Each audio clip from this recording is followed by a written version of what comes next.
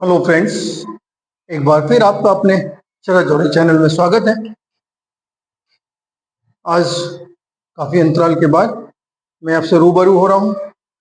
उसका कारण मैं यहाँ था नहीं, इस कारण से वीडियो अपलोड नहीं हो पाया। उसका मुझे खेद है कि आप लोग मुझसे जुड़ नहीं पाए। और आज मैं आपके लिए एक नया वीडियो लेके आया हूँ जो है प्रतिशत।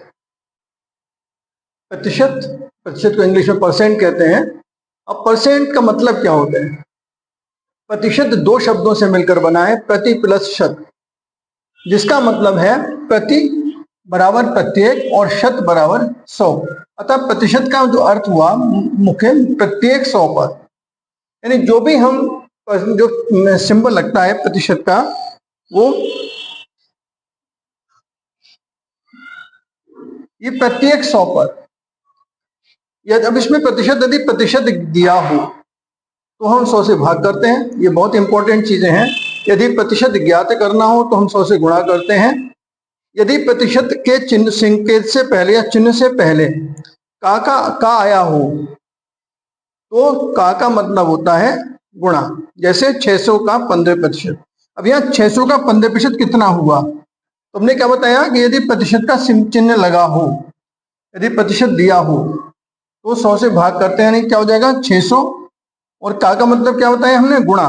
तो गुणा 15/100। यहाँ 100 से भाग हो रहा है, 0 से 0 कट गया, 0 से 0 कट गया और 15 6 90 आ गया।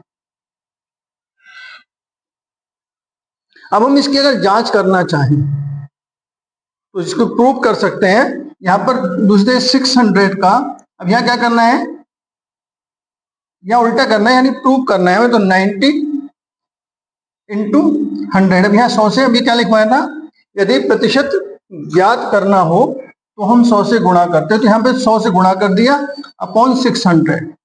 0 से 0 कट गया, 0 से 0 कट गया, 6 1 जा 6 बचा 3, 30 हो गया, 6 5 जा 30 बराबर 15%। ये हमारी जांच हो गई। इससे हमें स्पष्ट हो गया हमारा सवाल अब सही है।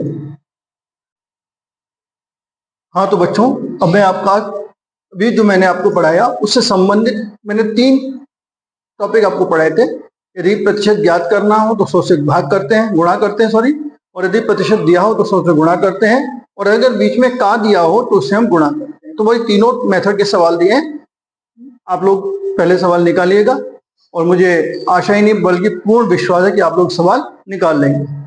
यदि कोई मिस्टेक होती है तो आप मुझे बताइएगा, मैं आपको हल करके बताता हूँ। ठीक है बच्चों, सवाल निकालिएगा।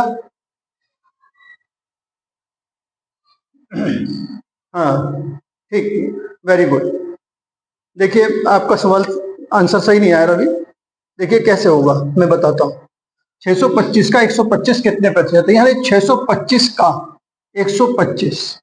अब यहाँ 125 कितने प्रतिशत है मैंने ज्ञात करना है, प्रतिशत। तो प्रतिशत ज्ञात करने के क्या बताया था मैंने? 100 से गुणा करते हैं। तो क्या लिखेंगे? 125 इंटू 100 अपॉन 625।